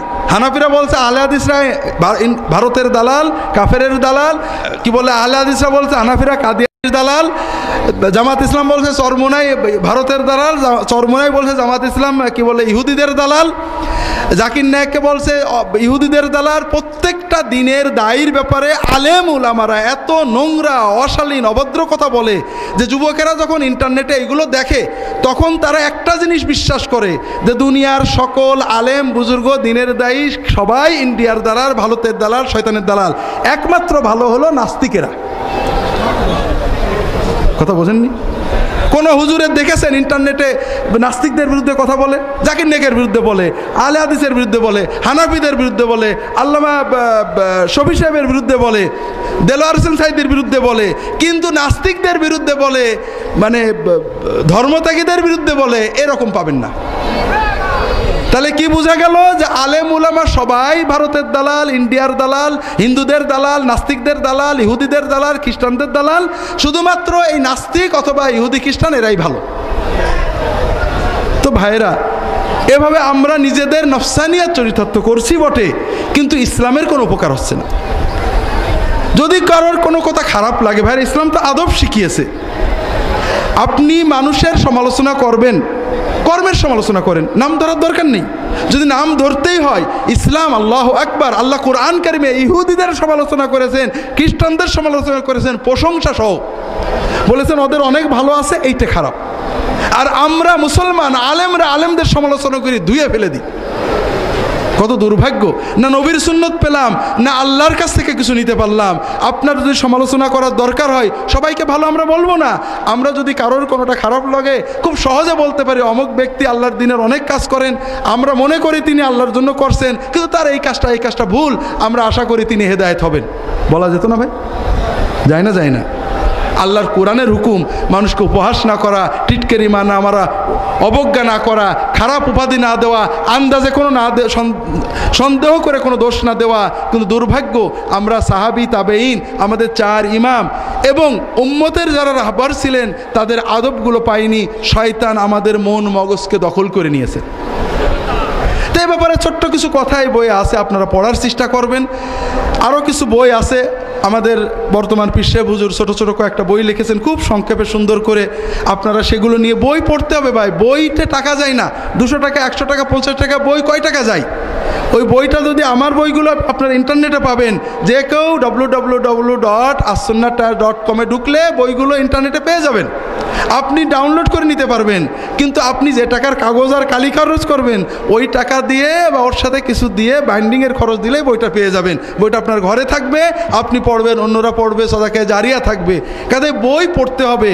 শুধু মাহফিলে আসলেন আর শুনে চলে গেলেন, 1 বছর এইটাই গেজালেন, জাবর কাটলেন, এতে আমরা ঠিক জায়গায় যেতে পারবো না। কোরআন পড়বো, হাদিস পড়বো, আলেমদের বই পড়বো, প্রশ্ন করব। যেটা বলছিলাম ভাইরা, ওই প্রথম সাহাবীর কাছে যায়। এই সাহাবী, যুবক সাহাবী, 2টো প্রশ্নের পরে আল্লাহ রাসূল 5টা বিষয় বলেছেন, এটা এখন আর বলতে পারবো না। ওই প্রথম যে লোক লাগাম ধরলো, রাসূলুল্লাহ সাল্লাম বললেন যে কি ব্যাপার, তুমি কেন আসছো? ইয়া রাসূলুল্লাহ দুল্লানি আলা আমালিন ইউকাররিবুনি মিনাল জান্নাতি ওয়া ইবাইদুনি মিনান নার। ইয়া রাসূলুল্লাহ আমাকে এমন একটা আমল বলে দেন যে আমলটা করলে আমি জান্নাতের কাছে যেতে থাকবো আর জাহান্নাম থেকে দূরে যেতে থাকবো। কথা বুঝেননি? দেখেন সাহাবীরা প্রশ্ন করতেন খুচরো খুচরো না, এক কথায় সব যেন জেনে নেওয়া যায়, সহজে যেন একটা মৌলিক জায়গায় যাওয়া যায়, এরকম প্রশ্ন। রাসূলুল্লাহ সাল্লাল্লাহু আলাইহি ওয়াসাল্লাম নাযারাহু ইলাস সামাই ওয়া ক্বাল, রাসূলুল্লাহ আসমানের দিকে একটু তাকিয়ে বললেন, ইন কুনতা কাদ আওজাসতাস সুআল ফাকাদ আতওয়ালতাল মাকাল। তোমার প্রশ্নটা সংক্ষেপ কিন্তু কথা অনেক বড়। তা'বুদুল্লাহ ওয়া লা তুশরিকু বিহি শাইয়ান ওয়া তুকিমুস সালাতা ওয়া তাহুজ্জাল বাইতা ওয়া তাসুমা রমাদানা আদ্দিজ যাকাতাল মাফরুদা ওয়া আতিন নাস বিমা তুহিব্বু আন তা'তিয়াহুম বিহি ওয়া মা তাকরুহু লিনাফসিকা ফাদা'in নাস আনহু। শোনো, এক কথায় যে কাজ করলে জান্নাতের দিকে যেতে থাকবে আর জাহান্নাম থেকে দূরে চলে যাবে সেটা হলো আল্লাহর ইবাদত করবে, আল্লাহর সাথে কাউকে শরীক করবে না, শিরিক মুক্ত ইবাদত করবে আল্লাহর, সালাতটাকে কায়েম রাখবে, যাকাতটা দেবে, রোজা রাখবে, হজ করবে। আর এটা হলো দ্বীনের আরকান, এগুলো করতে হবে। এগুলো ঠিকমতো করলেই তুমি জান্নাতে যেতে পারবে। খুব ভালো করে বোঝেন, আমরা এসব বুঝি না আল্লাহর দিন কত সহজ। আমরা অনেকে বোঝাতে চাই তুমি যতই নামাজ পড়ো, যতই রোজা করো, হজ করো, যাকাত করো, আমাদের এই লাইনে না আসলে কিচ্ছু হবে না। পীর সাহেবের মুরিল্লাহে জান্নাত পাবে না, রাজনীতিতে না গেলে জান্নাত পাবে না, তবলিগে না গেলে জান্নাত পাবে না। আর জান্নাত যেন আল্লাহ আমাদের কাছে বন্দুক রেখে দিয়েছে। আর আল্লাহ রসুল সাল্লাল্লাহু আলাইহি ওয়াসাল্লামের কাছে এসে একজন বলছে, ইয়া রাসূলুল্লাহ আমার কিছু কাজের কথা বলুন যেন আমি জান্নাতে যাই। আরাখা দিছে। নবীজি বললেন 5 ওয়াক্ত ফরজ নামাজ পড়ে, রোজা রাখবে, হজ করবে, যাকাত দেবে, আল্লাহ তোমাকে জান্নাতে নিয়ে যাবে। আল্লাহ রসুল বললেন কেউ যদি জান্নাতি মানুষ দেখতে যায়, ওই লোকটা কি বললো যে আপনি যে 5টা কথা বললেন আমি এইগুলো করবে, সে বেশিও করবো না, কম করবো না। নবীজি বললেন তুমি যদি ঠিক মতো রাখতে পারো তুমি জান্নাতেই যাবে। কথা বোঝেননি? নবীজি বললেন নামাজ পড়লে, রোজা রাখলে, হজ করলে, যাকাত দিলে জান্নাতে যাবে। আর আপনি বলেন না যতই করো হবে না, আমার তরিকে আসা লাগবে। জান্নাত আল্লাহ আপনার কাছে আল্লাহ লিস্ট দিয়ে দিয়েছে নাকি? এই জন্য আমাদের মরহুম হুজুর বলতেন, বাবারা কোথাও যেন ফুরফুরা এসো না, তোমরা কোরআনের মুরিদ হওয়ার মসজিদে যাও, কোরআন পড়েন, হাদিস পড়েন, আলেমদের কাছে যান, মসজিদে যান, নামাজ পড়েন। এটাই হলো জান্নাতের মূল কথা। তুমি নামাজ আল্লাহর ইবাদত করো, শিরিক মুক্ত ইবাদত, এটা হলো সবচেয়ে মূল কথা। শিরিক মুক্ত ইবাদত করে অল্প করো, এটাই তোমার জন্য যথেষ্ট। আর শিরিক জড়িয়ে, বেদাত জড়িয়ে অনেক করো, লাভ হবে না, সবগুলো নিয়ে জঞ্জালে চলে যেতে হবে। সর্বশেষ রাসূলুল্লাহ সাল্লাল্লাহু আলাইহি ওয়াসাল্লাম একটা মূল নীতি দিলেন, সেটা হলো মানুষের সাথে আচরণ। রাসূলুল্লাহ সাল্লাল্লাহু আলাইহি ওয়াসাল্লাম বললেন, তুমি মানুষ থেকে যেমন আচরণ চাও, তুমি যেটা চাও যে মানুষেরা তোমার সাথে করুক, তুমি তাদের সাথে ঠিক ওই রকম করো। কথা কি বুঝতে পেরেছেন? কথা বোঝেননি? অর্থাৎ তুমি কি চাও? মানুষ তোমাকে সম্মান করুক, তোমার সাথে ভালো ব্যবহার করুক, তোমার ব্যাপারে সন্দেহ না করুক, তোমার কথাটা গ্রহণ করুক। ঠিক তুমি যখন কারোর সাথে আচরণ করবা, চিন্তা করো তুমি যদি ওইখানে হতে আর তোমার সাথে কেউ করতো, তাহলে তুমি কেমন মনে করতে? মানুষ তোমার সাথে যেমন আচরণ করুক তুমি প্রত্যাশা করো, তুমি ঠিক তেমন আচরণ মানুষদের সাথে করো। আর মানুষরা যে আচরণ করলে তোমার কষ্ট লাগে, যে কথা তোমাকে বললে তুমি কষ্ট পাও, যে আচরণ তোমার সাথে করলে তুমি কষ্ট পাও, ওই আচরণ তুমি অন্য কারোর সাথে করো না। কথা বুঝতে পারেননি? তা আল্লাহ রসুল সাল্লাল্লাহু আলাইহি ওয়াসাল্লাম আমাদেরকে জান্নাতে যাওয়ার মূল নীতিটা বলে দিলেন। আল্লাহ রসুল প্রথমে কি বললেন? তা'বুদুল্লাহ ওয়ালা তুশরিকু বিহি শাইআ। আল্লাহর ইবাদত করবে, তার সাথে শিরিক করবে না। শিরিক মুক্ত ইবাদত, এটাই হলো সবচেয়ে কঠিন কাজ, অথচ শিরিক মুক্ত ইবাদত হলো সবচেয়ে সহজ কাজ। আমরা শিরিক কিভাবে করি আপনাদের গতকাল বলেছি। আমরা বারবার বোঝানোর চেষ্টা করি, আমাদের কলবের ভিতরে নির্ভরতা, ইবাদত, চাওয়া পাওয়ার জায়গায় আল্লাহ ছাড়া কেউ থাকবে না। আর এখানে কেউ ঢুকলেই শিরিক হয়ে যাবে। আর শিরিক হলো দিনদার মানুষদের ধ্বংসের প্রথম পথ। শিরিক থেকে মুক্ত হতে গেলে সুন্নতের ভিতরে থাকতে হবে। যতক্ষণ আপনার নীতি হবে নবী রাসূলুল্লাহ সাল্লাল্লাহু আলাইহি ওয়াসাল্লাম যা করেছেন করব, যা করেননি করব না, যা করেননি করব না, যা করেছেন করব। দুনিয়ায় যে যা করুক কারোর সাথে আমার ঝগড়া নেই, সবাই ভালো সবাই মন্দ যা হয় হোক, আমি আমার নবীজিকে নিয়ে থাকব।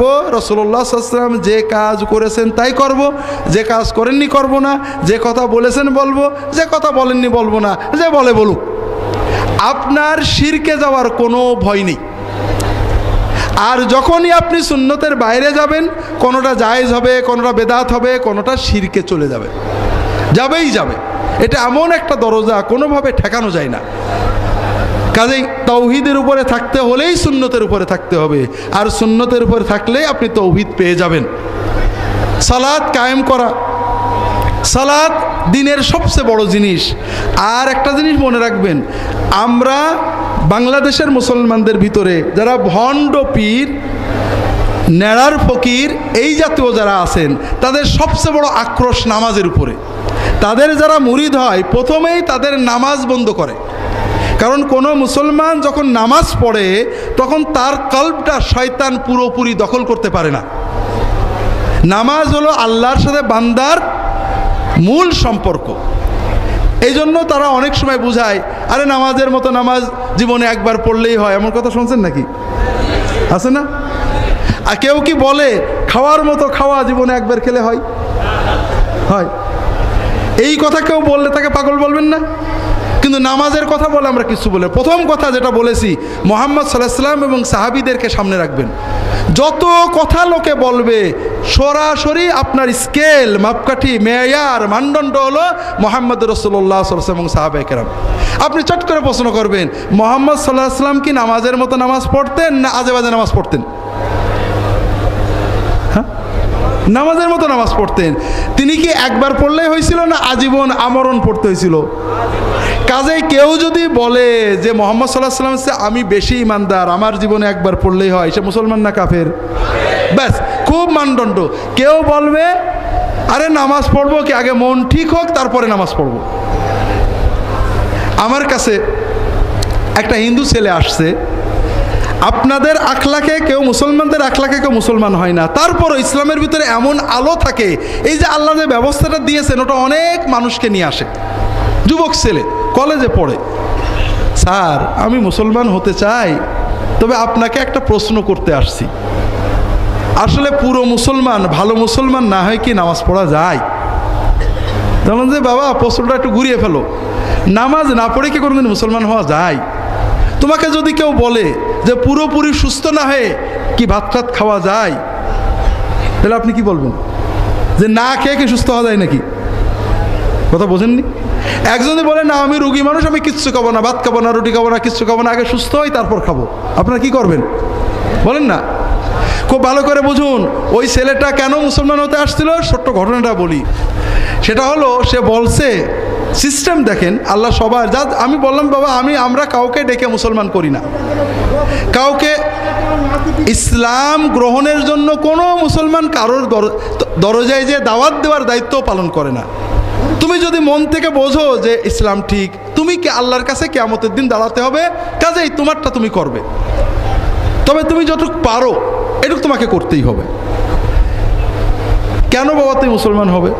বলে আমার বাবা মারা গিয়েছে কয়েক মাস আগে, বাবার নাম গোবিন্দ।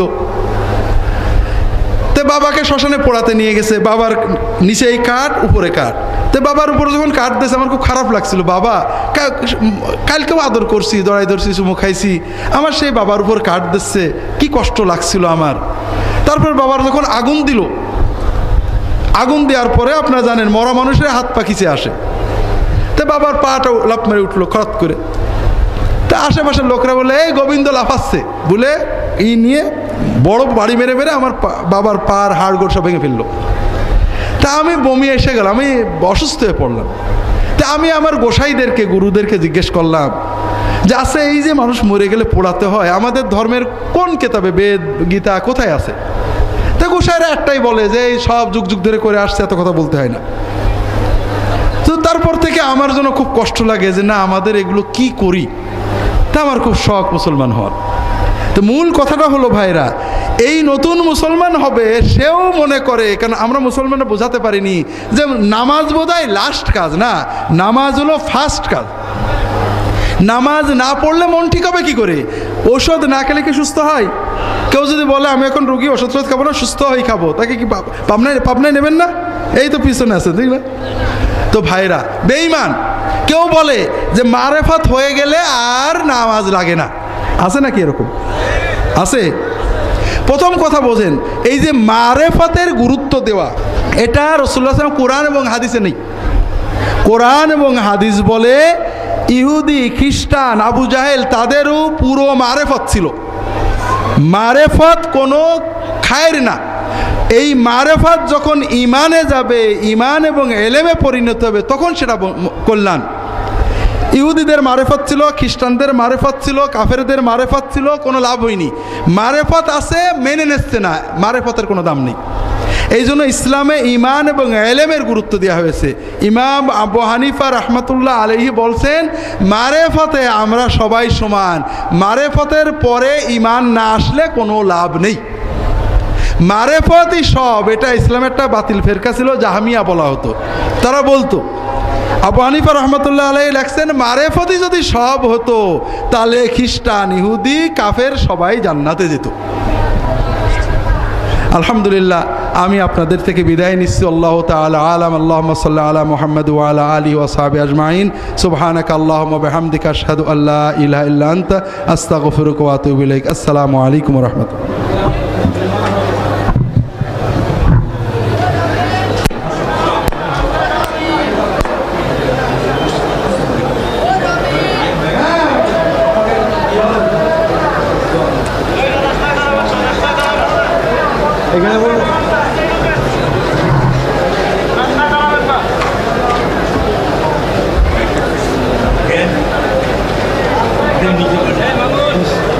বাবা এখানে